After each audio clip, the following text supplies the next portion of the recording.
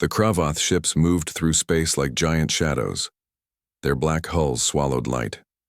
For 20 years, these ships had brought fear to every corner of the galaxy. 17 different alien races had fallen to them. Some tried to fight back. All of them failed. The Kravoth took what they wanted. They stripped planets of resources. They took people as slaves. No one could stop them. No one dared to try anymore. On the bridge of the UES Defiance, Commander Elise Wright studied the latest reports. Her brown eyes moved quickly across the screen. The data was troubling. The Kravoth fleet was moving toward the Arcturus corridor. The last empty space between human territory and the alien empire. They're getting closer, she said quietly. Lieutenant Frank Powell stood at her side. He was tall with broad shoulders and short red hair. His face showed the same worry that Wright felt.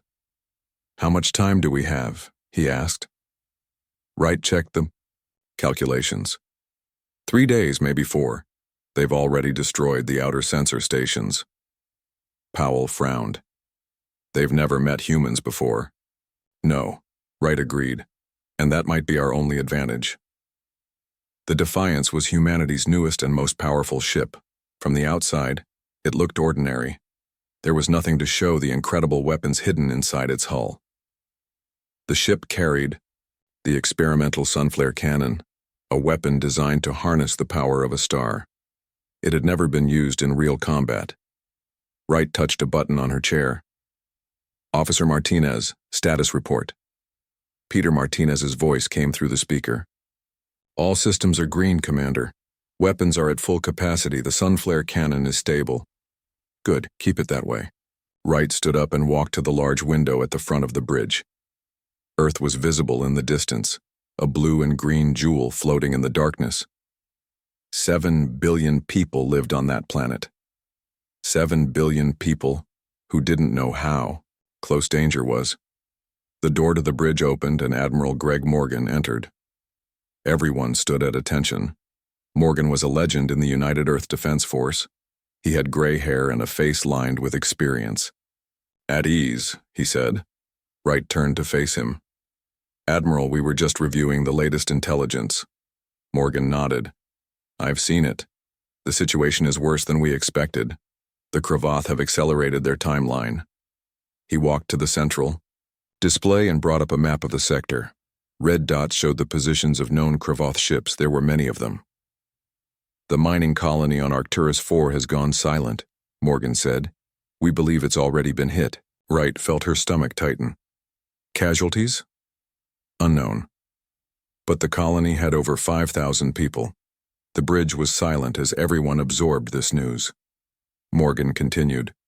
"The Defense Council has made its decision. We can't wait for the Kravoth to reach our main colonies. We need to show them that humans aren't easy prey." "Sir," Powell spoke up, "the Defiance is just one ship. The reports say the Kravoth fleet has dozens." Morgan's eyes were hard. "One ship is all we can spare right now. The rest of the fleet is protecting our core worlds." He turned to Wright. "Commander, your orders are to take the Defiance to the edge of Kravoth territory. Make contact, show them what we can do." Wright understood what wasn't being said. This was a desperate move. If the Defiance failed, Earth would have no choice but to try to negotiate with the Kravoth. And from what they knew, the aliens didn't negotiate. They only conquered. "And if they don't back down?" Wright asked. Morgan's face was grim. "Then make them pay so dearly that they think twice before attacking human space." "Yes, sir." Morgan looked around at the bridge crew. "I won't lie to you. This mission is dangerous. We don't know if the sunflare cannon will work as designed. We don't know if our shields can withstand their weapons. What we do know is that 17 other species have fallen to the Kravoth. Humanity will not be the 18th. He nodded to Wright. "The Defiance leaves in 6 hours. Good luck, Commander." After the Admiral left, Wright called a meeting of her senior officers in the ship's conference room. Around the table sat the people she trusted most in the universe. Lieutenant Powell, her second in command, was reviewing tactical data. Communications Officer Allison Carter was a young woman with blonde hair and sharp blue eyes. Next to her was Weapons Officer Peter Martinez, whose dark eyes showed both excitement and fear at the thought of using the sunflare cannon in actual combat. Chief Engineer Sam Wilson had grease on his uniform from working on the engines right up until the meeting. "I won't sugarcoat this," Wright told them. "We're being sent on what might be a suicide mission." No one spoke. They had all heard the rumors. "But," she continued, "if anyone can pull this off, it's this crew and this ship." She activated the display in the center of the table showing the latest scans of Kravoth warships. "Their ships are bigger than ours. Their conventional weapons are probably stronger. But they've never faced human ingenuity. They've never seen anything like the sunflare cannon." Martinez leaned forward. "The cannon is ready, Commander. The simulations show it can cut through just about anything." "Simulations are one thing," Wright said. "Real combat is another." Powell pointed to the alien ship design. "Their vessels rely heavily on energy shields. If the sunflare works as designed, it should bypass those shields completely." Chief Wilson cleared his throat. "The engines are at 110% efficiency. I've tuned them myself. We'll be faster than anything the Kravoth have seen." Wright nodded. "We'll need every advantage." She looked at each of them in turn. "I want everyone at their best. This isn't just another mission. The future of our species might depend on what we do in the next few days."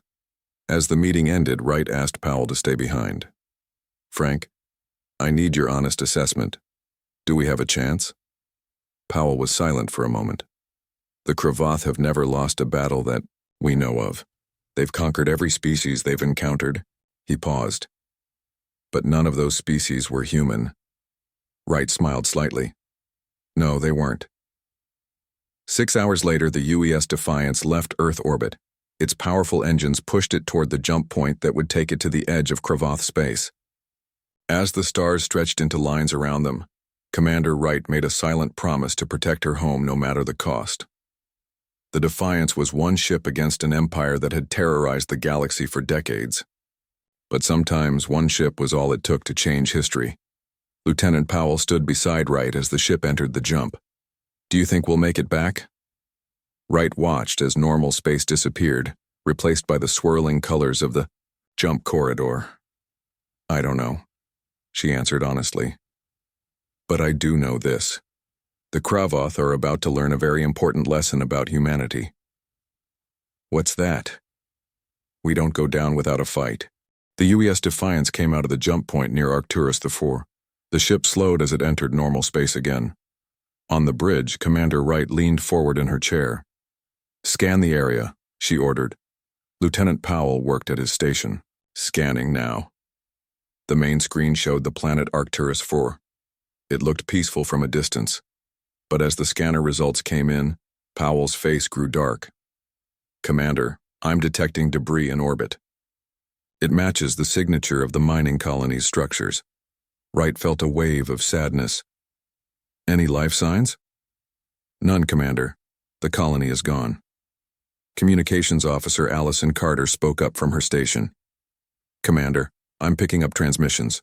They're not human." Wright straightened in her chair. "Put it on screen." The main screen changed to show 3 massive black ships. They were moving away from Arcturus IV. Each one was at least 5 times the size of the Defiance. "Kravoth warships," Powell said quietly. Wright nodded. 3 of them. Looks like they've just finished with the colony and are preparing to move on. "They haven't seen us yet," Carter said. "We're still at extreme range." Wright made her decision. "Move us closer but maintain stealth systems. I want to see what we're dealing with before we announce ourselves." The Defiance moved forward slowly, its advanced stealth systems making it nearly invisible to standard sensors. As they got closer, they could see more clearly what had happened at Arcturus IV. The orbital stations were destroyed. Pieces of metal and other debris formed a ring around the planet. There was no sign of survivors. "Weapons status?" Wright asked. Peter Martinez responded from the weapons console. "All conventional weapons ready. Sunflare cannon is at 70% charge and rising." "How long until it's fully charged?" 10 minutes, Commander." Wright nodded. "That's enough time. Let's get their attention." She turned to Carter. "Open a channel, broadcast on all frequencies." "Channel open." Wright stood up. Her voice was clear and strong. "This is Commander Elise Wright of the United Earth Defense Force ship Defiance. You have entered human territory and attacked our colony.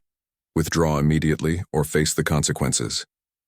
For a moment, there was no response. Then the screen flickered and showed the interior of a Kravoth ship. A tall alien with gray skin and 4 yellow eyes stared at them. Its voice was translated by the ship's computer. "Human vessel, you are small and weak. Surrender now and your deaths will be quick." Wright smiled without humor. "I was about to make you the same offer." The alien made a sound that might have been laughter.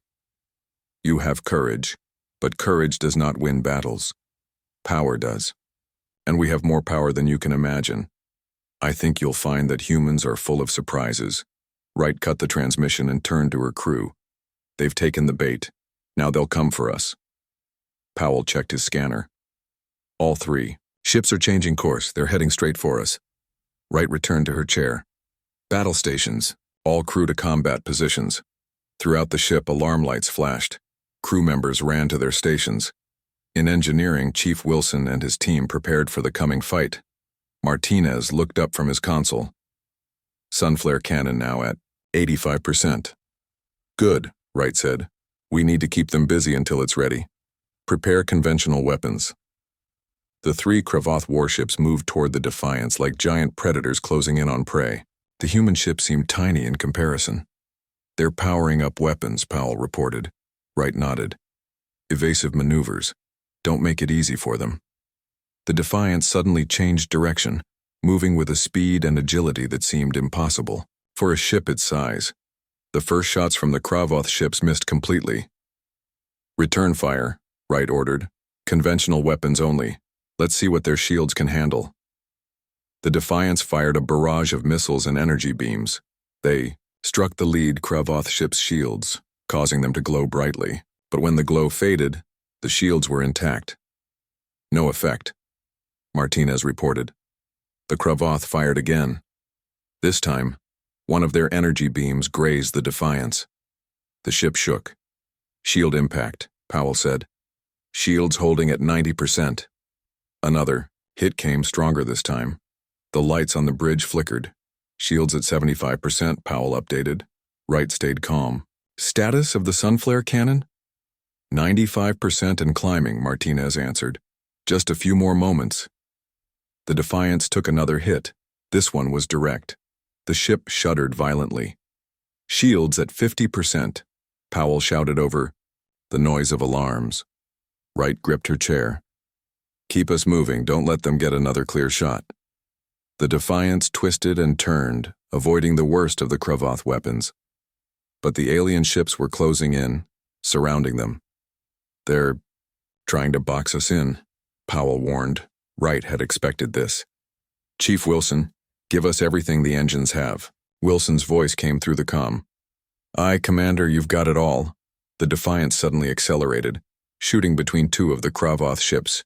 The maneuver surprised the aliens, giving the human ship some breathing room. "Sunflare cannon. Status?" Wright asked. Martinez smiled. 100% charged and ready, Commander." Wright looked at the main screen. The 3 Kravoth ships were regrouping, preparing for another attack. "Target the lead vessel," she ordered. "Let's show them what humans can do." Martinez entered the targeting commands. "Target locked." Wright took a deep breath. "Fire."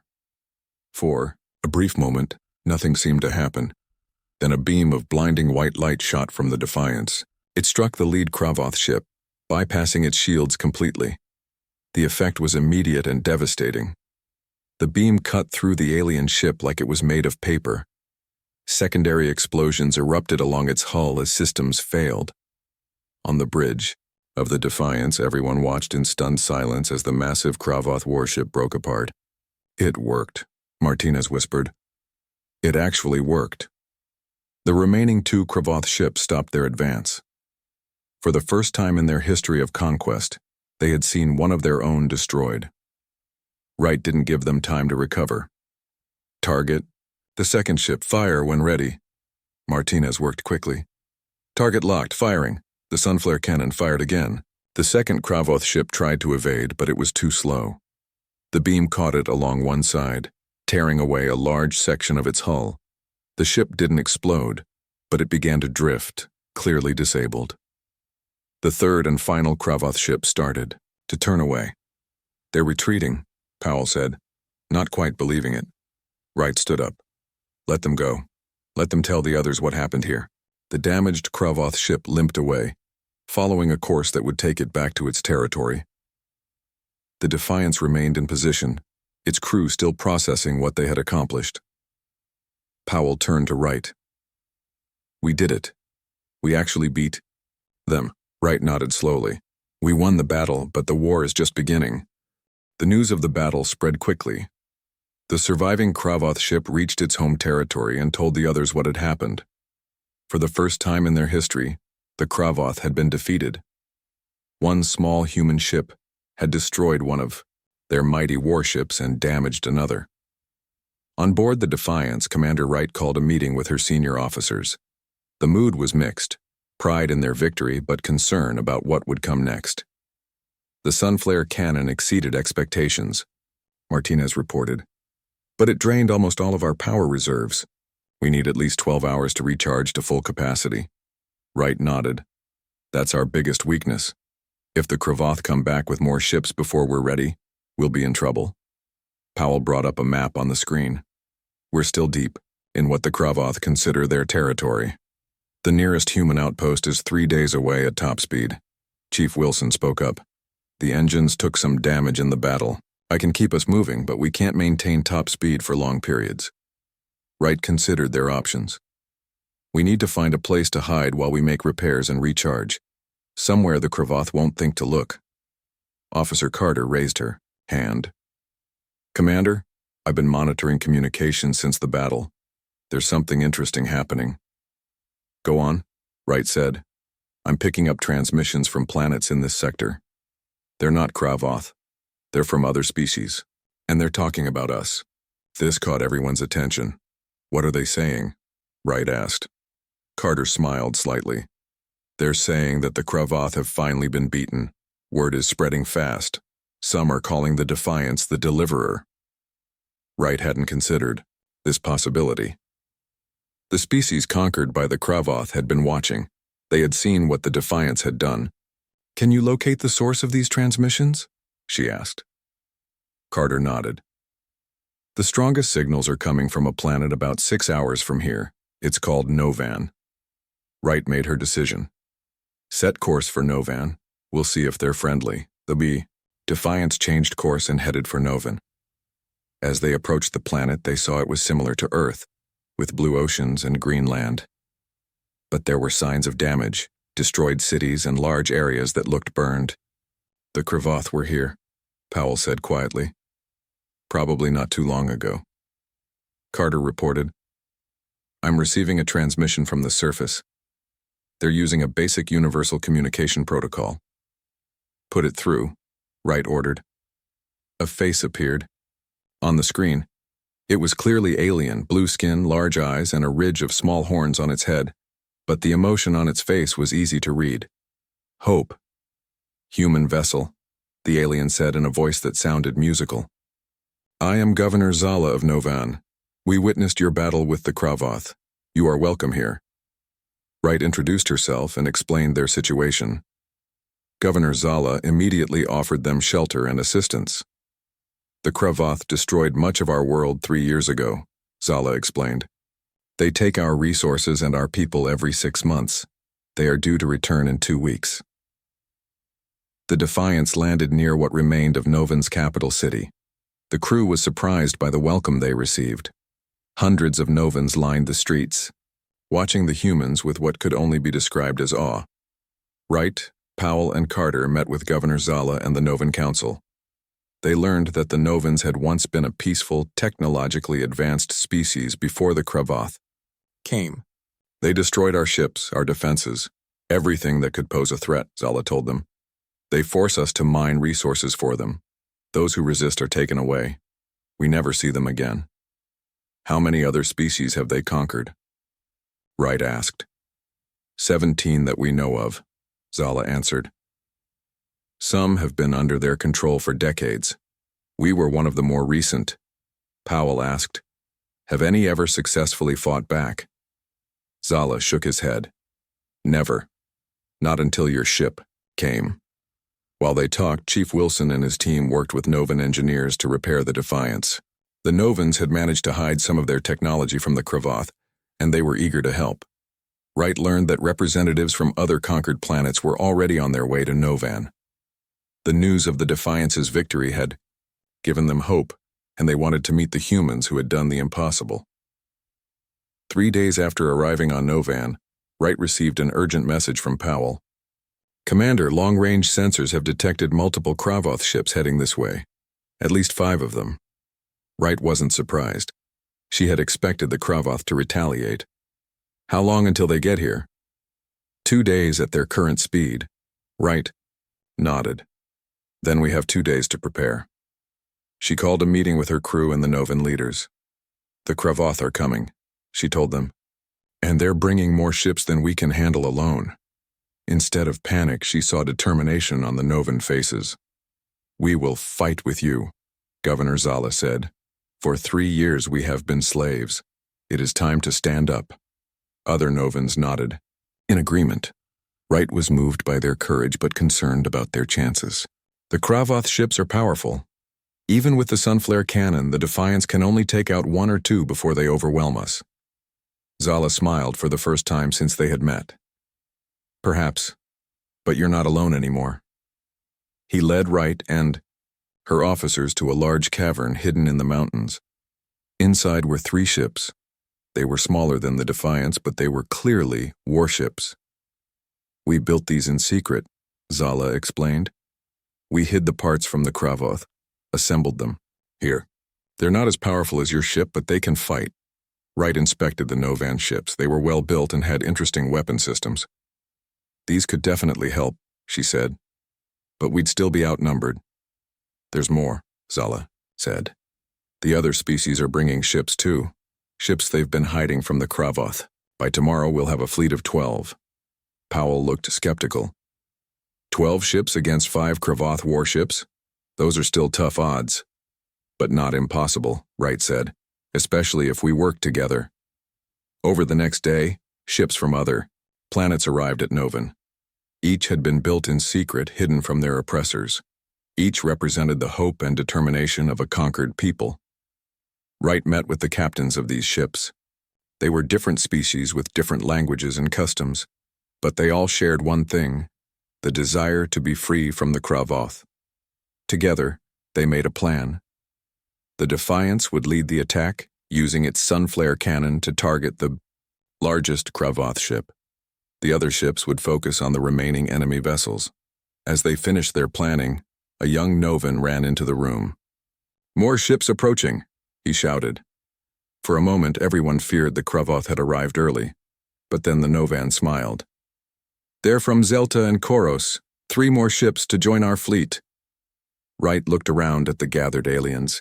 Just days ago, they had been conquered people with no hope. Now they stood tall, ready to fight for their freedom. "Tomorrow," she told them, "we show the Kravoth that the days of their terror are over." The day of battle arrived. 15 ships from 7 different species formed a defensive line around the planet Novan. The UES Defiance was in the center, flanked by the 3 Novan ships and vessels from other worlds. It was a small fleet compared to what the Kravoth could bring, but each ship carried crew members who were fighting for their freedom. On the bridge of the Defiance, Commander Wright watched the long-range scanner. 5 large dots were moving toward them, the Kravoth warships. "All ships report ready, Commander," Officer Carter said from her station. Wright nodded. "Open a channel to the fleet." When all ships were connected, Wright spoke clearly. "This is Commander Wright.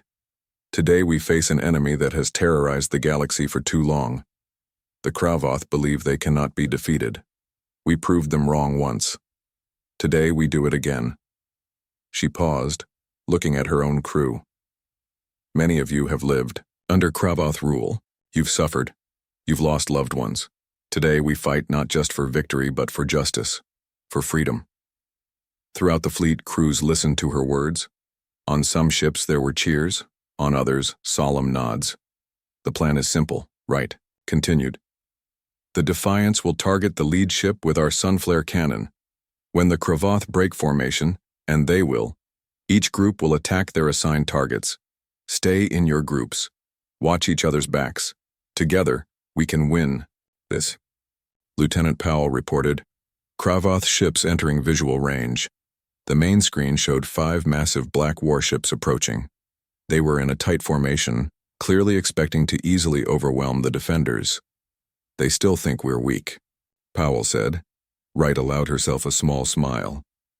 That's their mistake. Again. The Cravoth ships came closer. Suddenly a transmission came through. The face of a Cravoth commander appeared on screen. His 4 yellow eyes were filled with hatred. Human vessel, the alien said. You have interfered in Cravoth business. You have damaged our ships. For this, your world will burn. Wright kept her voice calm. You've burned enough worlds. Today that ends. The Cravoth commander made a sound of disgust. You hide behind slaves. It will not save you. Wright looked directly at the alien. They're not slaves anymore. They're allies. And together, we're going to show you what happens when you push free people too far. She cut the transmission and turned to Martinez. Sunflare cannon status? Fully charged and ready, Commander. Target the lead ship and fire when ready. The Defiance's Sunflare cannon activated. A beam of concentrated energy shot across space, striking the lead Cravoth ship. The beam cut through the alien vessel's shields and tore into its hull, but, unlike their previous encounter, this Cravoth ship didn't break apart. It was damaged but still operational. They've reinforced their hulls, Martinez reported. The Sunflare cannon damaged them but not enough to disable them. Wright had expected this. They've learned. Now it's our turn. All ships, attack pattern. Alpha. The Allied fleet broke formation, splitting into smaller groups as planned. 3 Novan ships targeted the damaged lead Cravoth vessel. Ships from Zelta and Koros went after the second. The Defiance and remaining allies headed for the third. The space around Novan lit up with weapons fire. The Cravoth had numbers and size on their side, but the Allied ships were faster and more maneuverable. On the Defiance, Wright directed the battle. Martinez, start recharging the Sunflare. Powell, keep us moving. Don't let them get a lock on us. The ship shook as it took a hit. Shields at 80%, Powell reported. The Defiance returned fire, its conventional weapons striking the Cravoth ship. Other Allied vessels attacked from different angles, confusing the larger ship's targeting systems. Throughout the battle, Wright stayed in contact with the other ship captains.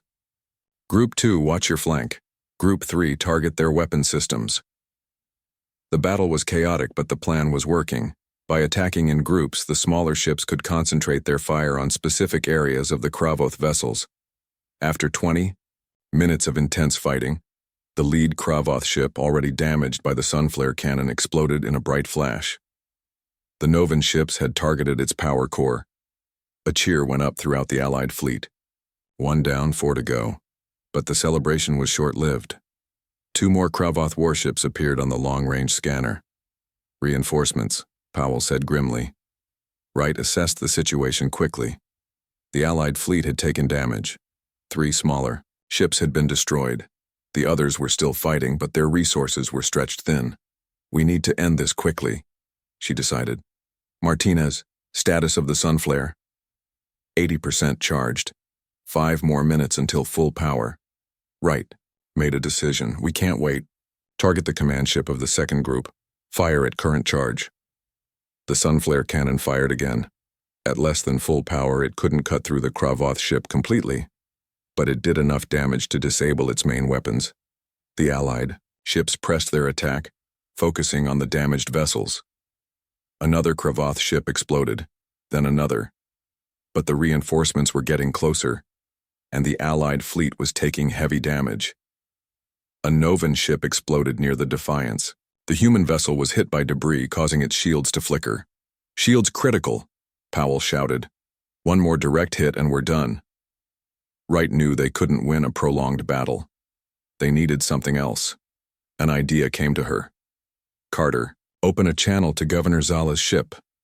When the connection was made, Wright spoke urgently. Governor, do you remember the mining tunnels you showed us? The ones that run deep under Noven's surface?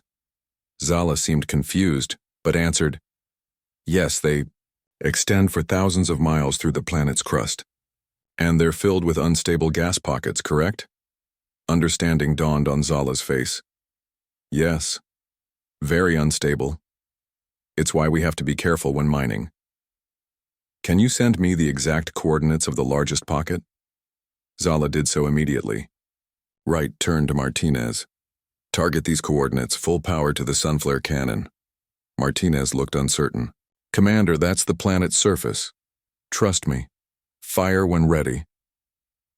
The sunflare cannon fired for the third time, but instead of targeting a Kravath ship, it struck a specific area on Noven's surface.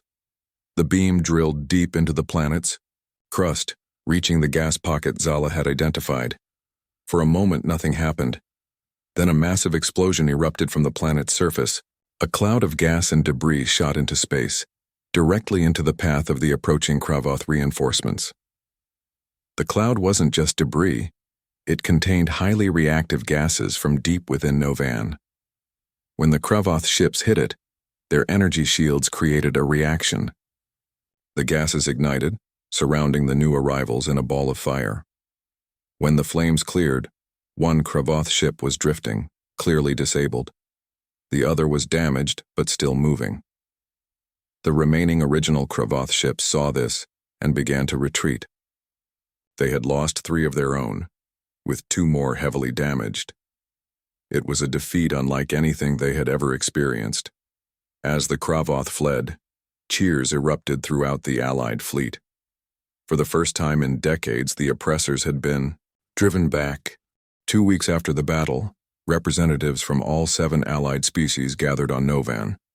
They met in a large hall that had been rebuilt from the ruins of the old government building. At the center of the hall was a round table with 7 equal seats. Commander Wright entered the hall wearing her formal uniform.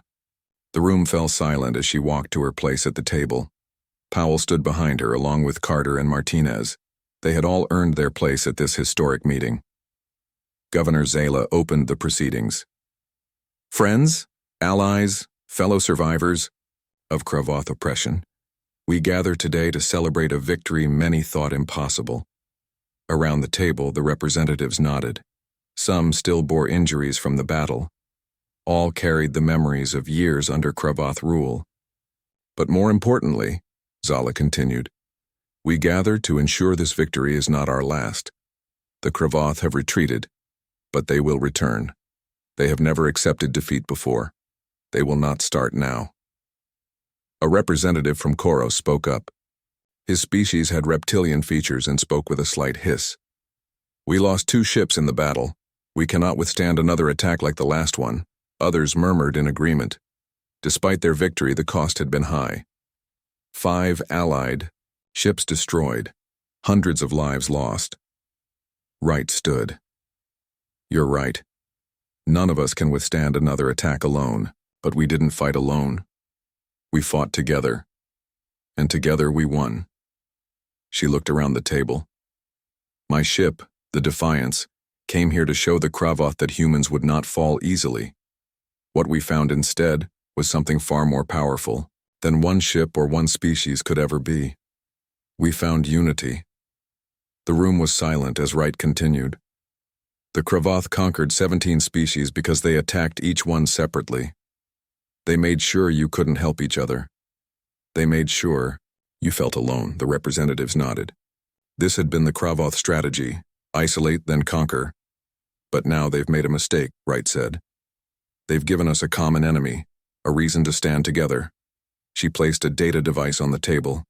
It projected a map of the sector, showing Kravath territory and the positions of their major fleets. Before I left Earth, I was given one mission. Show the Kravath that humans would fight. That mission is complete. Now I propose a new one. Show the Kravath that they can be defeated, not just in one battle, but completely. Some representatives looked shocked. Others leaned forward with interest. You want us to take the fight to them? Asked a representative from Zelta, whose blue skin gleamed in the light. Wright nodded. I want us to end the threat forever. Not through destruction, but through liberation. There are 15 other species still under Kravoth control. We can free them. Governor Zala looked thoughtful. The task seems impossible. The Kravoth homeworld is heavily defended. Their main fleet has hundreds of ships. It does seem impossible. Wright agreed. Just like it seemed impossible that one human ship could defeat a Kravoth warship. Just like it seemed impossible that 7 oppressed species could drive off a Kravoth attack force. She smiled. Doing the impossible seems to be our specialty. Powell stepped forward and adjusted the map display. We've analyzed the data from our battles. The Kravoth have numbers and size, but their tactics are predictable. They've never needed to be creative because they've never lost before. Martinez added, and their technology, while powerful, hasn't evolved much. They haven't needed to improve because no one could challenge them. Wright continued, until now. Between human technology and the knowledge each of your species brings, we can build better ships, we can develop new weapons, we can train fighters who know how to exploit Kravoth weaknesses. The representative from Koros hissed softly. How long would this take? The Kravoth will not give us years to prepare. We don't need years, Wright said. We need months. 6 at most. She pointed to a section of the map. The Kravoth are already pulling ships from these outer regions to reinforce their core worlds. They're afraid. For the first time, they feel threatened. Carter spoke up for the first time. We've been monitoring their communications. They're in disarray. Some of their commanders want to attack immediately. Others want to build up their forces first. They're arguing among themselves. Division in the ranks, Wright said. Another weakness we can exploit. Governor Zala stood and walked around the table looking at each representative. I have lived under Kravoth rule. I have seen my people suffer. If there is even a small chance to end that suffering for others, I believe, we must take it. One by one, the other representatives voiced their agreement. Some were hesitant, others enthusiastic, but all understood that this might be their only chance to truly win their freedom. Then it is decided, Zala said. We will form an alliance. We will build a fleet. We will take the fight to the Kravoth. He turned to Wright. And we ask that you, Commander, lead this alliance. You brought us hope when we had none. You showed us victory was possible. Wright looked at her officers. Powell nodded slightly. Carter smiled. Martinez gave her a thumbs up. I would be honored, Wright said. But I can't do it alone. I'll need to contact Earth to bring more human ships. We'll need everything each species can offer. You will have it, Zala promised. All of it. The meeting continued late into the night as they made plans. Ships would be built in hidden facilities throughout the sector. Training would begin immediately. Intelligence would be gathered on Kravoth movements and defenses. As the meeting ended, Wright stepped outside and looked up at the stars. Somewhere out there, the Kravoth were preparing for their next move. But for the first time, they would be facing an enemy they didn't understand. An alliance of determined species led by humans. Lieutenant Powell joined her outside. Do you think we can really do this, Commander? Defeat the entire Kravoth Dominion? Wright watched a shooting star streak across the sky. 6 months ago, no one believed a lone human battleship could stand against a Kravoth warship. Now we've destroyed 5 of them. She turned to Powell with determination in her eyes. The Kravoth have terrorized this galaxy for too long. They believed no one could stand against them. We proved them wrong. And now? Powell asked. Now we're going to free the galaxy, Wright said. One planet at a time. Above them, the stars seemed to shine brighter than before. For the first time in decades, they didn't represent distant places of fear and oppression. They represented hope, freedom, a future where no species would need to live in terror of the Kravoth. It had all started with one ship, the UES Defiance, a lone human battleship that had changed the course of galactic history forever.